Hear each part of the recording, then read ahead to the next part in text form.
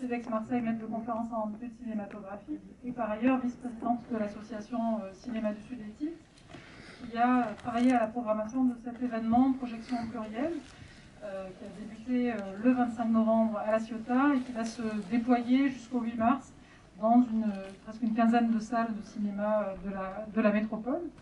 Autour de cet événement qui a été initié par la métropole, je crois que sur une idée originale de Mireille Chambry, à qui je vais tout de suite donner la parole. Donc, pour le film de ce soir, Ouistreham, effectivement, on tenait à ce que dans cette réflexion sur la question de l'égalité femmes-hommes avec le cinéma, parler de ces questions-là à partir des films.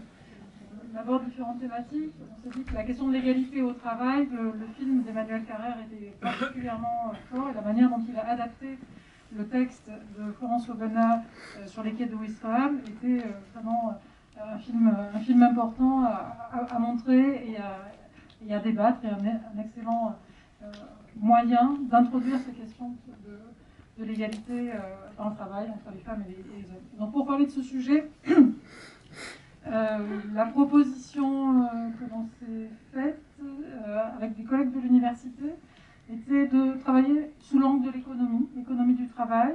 Alors malheureusement, Vanessa Di Paola, qui devait être présente ce soir, n'est pas là parce qu'elle a attrapé le Covid.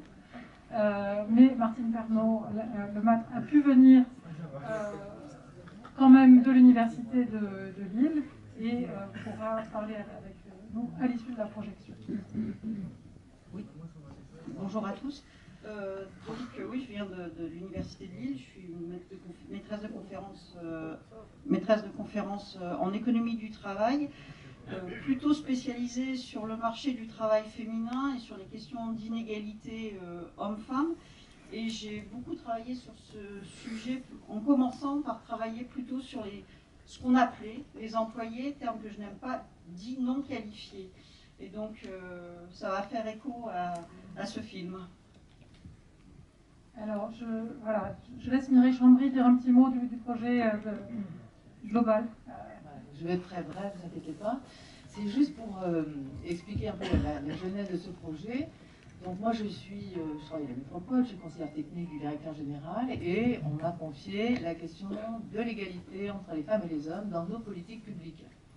Donc les politiques publiques de la métropole, c'est l'économie, l'emploi, la mobilité, la propreté aussi pour ceux qui habitent Marseille, faisons une petite blague, l'agriculture, voilà.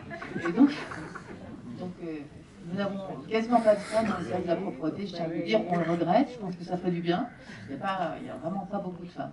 Voilà, donc l'idée c'était de se dire comment est-ce qu'on peut engager une réflexion sur la base du symptôme de la violence, puisque la violence est un symptôme. Qu'est-ce qui fait qu'il y a une telle violence pour les femmes? Et on s'est dit qu'il fallait aborder la question comme un symptôme et s'interroger sur la genèse de ce symptôme et en gros sur la place de la femme dans la société. Donc on a commencé à faire un travail assez important dans les services, ça a beaucoup intéressé tous les collègues et on s'est mis à développer des projets dans l'aménagement d'espace. On a découvert que l'aménagement d'espace il est genré, que les cours d'école sont genrés. Genré, ça veut dire que les garçons jouent au milieu au football et les filles ont l'habitude d'aller dans les toilettes ou d'être contre les murs. Et à partir de ce genre d'études, on s'est dit, nous avons, nous, les politiques publiques en charge, nos urbanistes ne connaissaient pas ces sujets.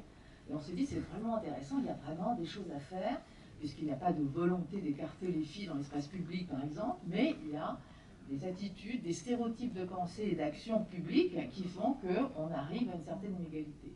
Et donc, il nous a semblé que partager cette réflexion avec tout le monde, avec le public, comme on la partage en interne à la métropole, était un sujet indispensable pour arriver à agir sur ce symptôme qu'est la violence. Donc, on a pensé que le cinéma était un très bon média pour introduire des sujets très variés. Et on espère que ces rencontres, on a appelé projection plurielle, parce que ça va parler des femmes, des hommes aussi. On espère que ça va rencontrer son public et qu'on pourra réitérer ces rencontres et les sujets à aborder avec tout le monde. Donc, je crois qu'il y a... Oui, juste avant, vous avez deux bandes annonces qui vous annoncent les avant-premières suivantes.